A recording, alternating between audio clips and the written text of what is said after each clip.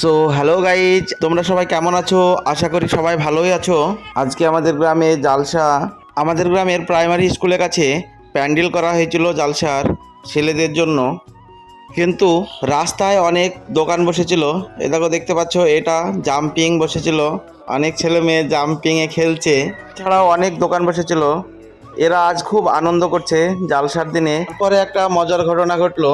এই জাম্পিংয়ের শেডটাকে আর এক জায়গায় তুলে নিয়ে যাওয়ার জন্য আমরা সবাই মিলে ধরলাম এবং অন্য জায়গায় নিয়ে গিয়ে বসাবো।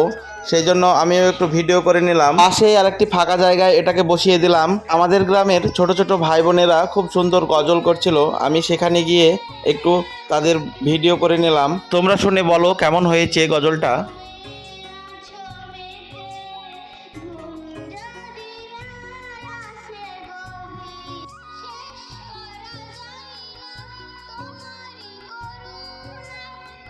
কেমন হয়েছে বলো তোমরা।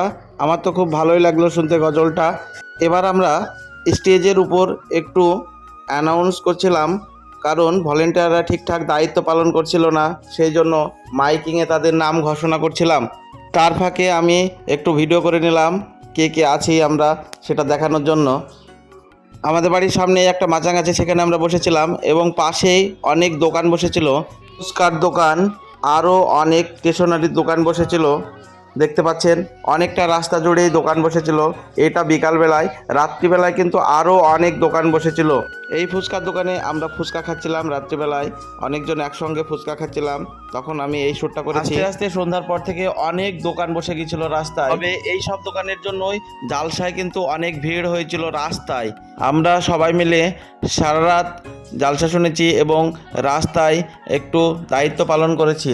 আর হ্যাঁ, আমাদের গ্রামে সেই রকম সচরাচর কোনো বড় অনুষ্ঠান হয় না, সেই জন্য ছোটোখাটো অনুষ্ঠানেই আমরা খুব মজা করলাম সবাই মিলে।